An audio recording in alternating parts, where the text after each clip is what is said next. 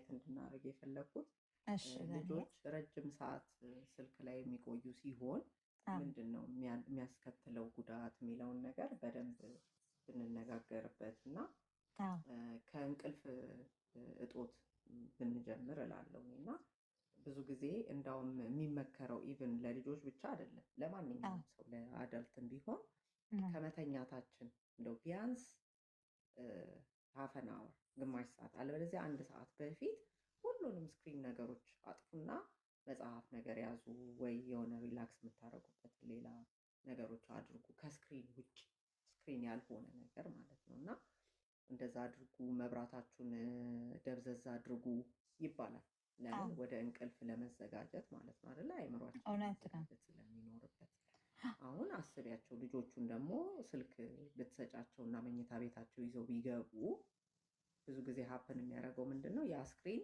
እንግዲህ መብራት አጥፍተሽ አንቺ ተኙ ብለሽ ትወጫለሽ ልበል እነሱ ግን ያንን ነገር ያነሱና ስክሪናቸውን በዛ በጨለማ ይዘው ይቀመጣሉ ማለት ነው ስለዚህ ብዙ እኔ ማቃቸው እንግዲህ በቲኔጅ እድሜ ውስጥ ያሉ ልጆች ብዙ ጊዜ እንቅልፍ እንትን ያጥራቸዋል እና ትምህርት ቤት ሄደው ትምህርት ከመማር ይልቅ እንቅልፋቸውን ያካክሳሉ ማለት ነው እና የሚሆንበት ደግሞ ምክንያት is because መኝታ ቤት ይዘው ስልካቸውን ይገቡና ከጓደኞቻቸው ጋር ወይ ቻት ያደርጋሉ ኦር ሶሻል ሚዲያ ላይ ስክሮል ያደርጋሉ ኢንድለስ እኮ ነው እኮ እንትኑ ኤግዛክትሊ እና ትክክል አልጋ ላይ ምንም ሌላ ነገር እንደው በቃ ሜቢ መጽሐፍ ማንበብም ከሆነ እንግዲህ እሱ ይሻላል እንጂ ስልክ ነገር ምናምን መኝታ ቤት ራሱ ፓረንታል ኮንትሮሉ ከሌለው ማለት ነው እንደዛ ከሆነ ራሱ ይጠፋል አለበለዚያ ግን ፓረንታል ኮንትሮል የሌለው ስልክ ግን ከሆነ ባይገባ የተሻለ ነው ትክክል ኖ ምን እንደሆን ታውቂያለሽ ብሉ ላይት የሚባል ነገር አለ ብሉ ሬ ኦር ብሉ ላይት ይሉታል ያ ምን ያደርጋል መሰለሽ ሜላቶኒን የሚባል ሆርሞን አለን እሱ ነው እንድንተኛ የሚረዳን ያ ብሉ ላይት ምን ያደርጋል ለአይምሯችን የሚልከው ገና ዴይ ታይም ነው ብሎ ነው ዴይ ታይም ሲሆን ደግሞ እንቅልፍሽ አይመጣም ያ ሆርሞን ሪሊዝድ አይሆንም አትተኝም ማለት ነው ትክክል እሱ ነገር ያመጣል ያ እንቅልፍ ደግሞ ሲያጠር ምንድነው ልጆች ላይ የበለጠ ከትምህርት እንትን ውጭ ቢባል ልጆች በቃ ይሄ ቅርቅር ይላሉ አይደል አንዳንድ ልጆች ድካም ውስጥ ሲሆኑ የበለጠ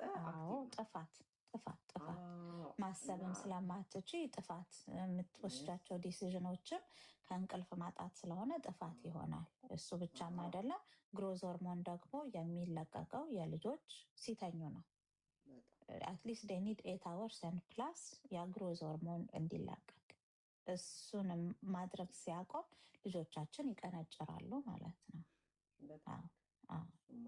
ስለዚህ ማይንድ ዴቨሎፕመንትም ላይ እንደዛ ደሰምቲንግ እና ልጆች ደግሞ የስሊፕ የእንቅልፍ ፓተርናቸውን ካበላሸንባቸው ማለት ለረጅም ዓመታት ነው የሚቸገሩት በቃ በደንብ አድገውም ጭምር እንትን ያደርግባቸዋል ስለዚህ ያንን ልብ ብንል ጥሩ ነው ላለው ከዛ በተረፈ አሁን ብዙ ጊዜ የሆነ ስክሪን ይዘው ሲቀመጡ ማለት ቲቪም ይሁን ጌም ይሁን ምን ይሁን ልጆች አካላዊ እንቅስቃሴ አያረጉ አይደል ረጅም ጊዜያቸውን ምንድነው የሚያደርጉት ማለት ነው ቁጭ ይላሉ ቁጭ ነው የሚሉት ያ ደግሞ ሲሆን የሰውነት ክብደታቸው የመጨመር ነገር የጤናቸው ነገር ኢቭን ሙዳቸው ጭምር ነው እነዚህ ልጆች አፌክትድ የሚሆነው ለምን አክቲቭ ባልሆንን ቁጥር ህፃናቶች ብቻ አይደሉም እኛም ብንሆን እንዳዋቂ በዚህ ነገር አፌክትድ እንሆናለን እና የፊዚካል አክቲቪቲ አስፈላጊ ነው ብዬ አስባለሁ እና ያንን እንዳይሆን ያደርጋል ለምን ይሁን እንደምታውቁት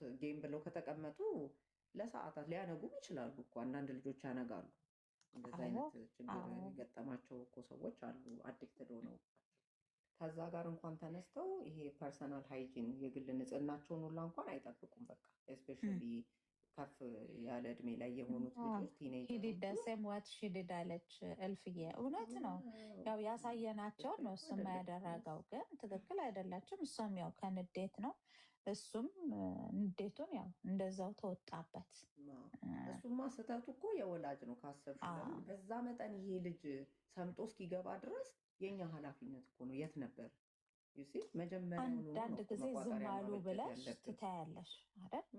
ይይዝልሻል እኮ አት ሳም ፖይንት የሆነ ቢዚ ሲያደርግልሽ፣ አዎ ቤቱም ይጸዳል፣ ኩኪንጉም ይሆናል፣ ናጋ አያረጉሽም። ያው ዋትስ ኢዚ ሜክስ ዩ ፔ። አንዳንድ ጊዜ ኢዚ ነገር ይሆንልሻል፣ ግን በኋላ ላይ መወጫውን ታጨዋለሽ። እና ይሄ እኮ ከሌላ ሱስ የተናነሰ እኮ አይደለም። የስክሪን ሱስ አይደለ እንዴ? አዎ በጣም በጣም በጣም አዲክቲቭ ነው። አዎ ኢትስ ኦል አባውት ዶፓሚን እኮ። ሱሶች ማለት የደስታ ሆርሞኖችሽ ሲኖሩሽ ማለት አይደለም። ልክ እሷን ስታጪ ያው ዳውን ትሆኛለሽ፣ ክራሽ ታረጊያለሽ። ሶ ኢትስ ኦል አባውት ዶፓሚን። ስለዚህ እንዲህ አይነት ችግሮችን ይዞ ይመጣል። ከዛ በተረፈ ያው ኦፍኮርስ የቤት ስራቸው የሚያደርጉት ጊዜ ያንስና ወደዛ ያበዛሉ። ይሄንን አይነት ምልክቶችም እናያለን። ከዛ ሌላው ደግሞ ምንድነው ሞር ስክሪን ላይ በቆዩ ቁጥር ለሳይበር ቡሊንግ ይጋለጣሉ ልጆች በጣም። ይህም ራሱ አንድ ሳይድ ኢፌክት ይመስለኛል እንግዲህ ልጆችን ዲቫይስ ላይ ማቆየት ማለት ነው። እና እውነት ነው። ስለሱ ራሱ ከልጆች ጋር መነጋገር ያስፈልጋል። ራሳቸውን እንዴት አድርገው ፕሮቴክት እንደሚያደርጉ እንዲህ አይነት ነገሮች ደግሞ ካሉ መተውም ደግሞ ለአዋቂ መናገር አለባቸው። ይህንንም መንገድ የሚያስፈልገን ይመስለኛል። ሴፍቲ የሌለበት ቦታ ላይ መቆየት እንደሌለባቸው እና እኛን ኢንቮልቭ እንዲያደርጉ እንዲህ አይነቱን አዌርነስ ሰጥተን ነው ወደ ኢንተርኔት ዓለም የምንቀላቀላቸው። የሚሻለው እንደዛ ቢሆን ነው ብዬ አስባለሁ። ትክክል። ከዛ ውጭ ያው ሳይድ ኢፌክቱ ምንድን ነው ቢባል ለልጆች ይህንን ስክሪን መስጠት ልጆች በተፈጥሯቸው ውጭ ወጥተው መጫወት አይደለ እንግዲህ ያው እንደኛ ጭቃ ማብካት ባንለው አትሊስት አውትዶርስ መጫወት ይኖርባቸዋል አይደለ? እንደውም በባለፈው ምን እንዳለኝ ታውቂያለሽ? የኔ የመጀመሪያ ልጅ እናቴ አለኝ ወይ ስለው እንትን ለምንድን ነው ላይክ ትምህርት በጣም ብዙ ሰው ላይክ እየወደደ አይደለም ማለት በትምህርት ብዙ ቦታ እዚህ እንደርሳለን ምናምን እያለ አይደለም ብዙ ልጅ አሁን ዲስ ዴይስ አውቀሻል ወይ አለኝ። እናወራለን ብዙ የእውነትም ብዙ ወጣት ልጆች ብትጠይቂያቸው ኮሌጅ ምን ያደርግልኛል እያሉ ነው ያሉት።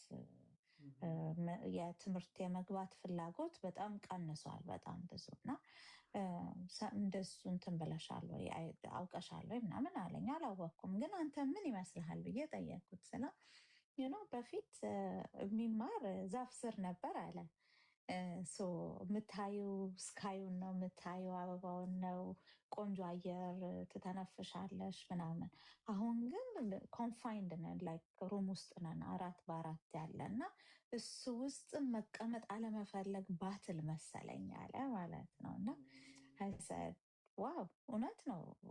አንዳንድ ጊዜ እኮ እንትኑ ምንድነው እኛ ራሱ እኮ ቤት ውስጥ ብዙ እኮ ስትቆይ እኮ የሚሰማሽ የሆነ ስሜት አለ አይደለ? ኮንፋይንድ የመሆን ላይክ የመታፈን ነገር የማለት የሆነ ጭንቅ ጭንቅ አለኝ ስትይ ልክ ወጣ ስትይ ሰማዩን ስታይ አየሩን ስትተነፍሽ እኮ የሆነ አዲስ ነገር የሚመጣልሽ የሚመስል አለና እውነትም እኮ ልጆቹ ድሮ ወጣ አድርገው ህፃናት እየነበሩ የሆነ ቦታም እንዲጫወቱ ምንም ያደርጓቸዋል። ግን አፍተር ሳሜጅ እዛው ጂሙም እዛው ነው፣ ክላሱም እዛው ነው፣ ሁሉም ነገር እዛው ነው። በመጨረሻ ወደ ቤታቸው ሲገቡ ነው በቃ ባስ ውስጥ ገብተው የሚመጡት። ከዛ አንቺም ደግሞ ምንድነው የምታደርጊው? ወዲያውኑ ወደሆነ ሌላ ነገር ነው የምትወስጃቸው። ይሄ ከልጆች ጋር የሚጫወቱበት ታይም የላቸው። ማይንድ የሆነ ይሄ ኤንግዛይቲ ላይክ ትምህርት አለመውደድ ነገር ቢታይባቸው አይፈረድባቸውም። እና እስቲ አየት እያደረግን ይውጡ። ፀሐይ ያስፈልጋቸዋል። በጣም ብዙ ልጆች እኮ እዚህ ሀገር ደፊሸንሲያቸው ቫይታሚን ዲም ነው አይደል? ፀሐይም ስለሌለ ስለማይገኝ እኛም ሁላችንም ቫይታሚን ዲ ዴፊሽንሲ አለን እና በሚቻለው ፀሐይዋን ሲገኝ ፀሐይዋን መውሰዱ አስፈላጊ ነገር ነው። በትክክል እንግዲህ ይህንን ብናረግ። ከዛ በተረፈ እኔ ምንድን ነው የምለው ልጆች አሁን ትንሽ ወደ ሱስ እያዘነበሉ እንደሆነ የምናውቀው የስክሪኑን ማለት ነው። እንዲህ ያለ አይደለ በቃ ብለሽ ልትነጥቂያቸው ስትይ በጣም ህፃናቶችም ለቅሶ፣ ከሆኑ እንኳን በጣም ድብድብ፣ ምርር ብለው ያለቅሳሉ አይደለ? ኧረ በጣም ነው ትግል የሚሉት በቃ። ትግል ትግል አይተሽ አታውቂም? ቪዲዮቹ ምናምን አንዳንድ እናቶች እስኪወድቁ ድረስ እኮ ነው የምትታገየው። በጣም በጣም እንደዛ ነገር ገና የመጀመሪያው ጊዜ ስናይ እንደኔ ምንድን ነው የምመክረው ነገር ቶሎ ይህንን ነገር መስመር ማስያዝ። ስለዚህ ሊሚት ማድረግ እንደው ፓረንታል ኮንትሮሉን ባንችልበት እንኳን ስልካችን ላይ እኮ አላርም ማድረግ እንችላለን። አሁን እኔ በፊት እንደሱ ነበረ የምቆጣጠራቸው ልጆች ኦቨር ደ ዊኬንድስ ስሰጣቸው ታብሌቱን ለ2 ሰዓት ከሰጠኋቸው ለምሳሌ ልክ ከሰጠሁበት ሰዓት ጀምሮ 2 ሰዓት አላርም ሴት አረግና ልክ የአላርም ሲጮህ አለቀላለሁ። በቃ ደርሷል ሰዓቱ፣ ይኸው አላርሙ ጮኋል፣ ስለዚህ ያቆማሉ ማለት ነው። ብሬክ ታይም ያቶሻል አይደለ? እና ፈጣሪ ይርዳን ዋናው አለ። ያው እኮ ፈጣሪማ ይረዳናል። እኛ ደግሞ እንደ ወላጅ ያለብንን ሬስፖንሲቢሊቲ መወጣት አለብን። ሰተን እኮ ነው እኮ መልሱ የምንጨቃጨቀው አለ። አሰጣጡን ካወቅንበት መልሱ ቀላል ይሆናል።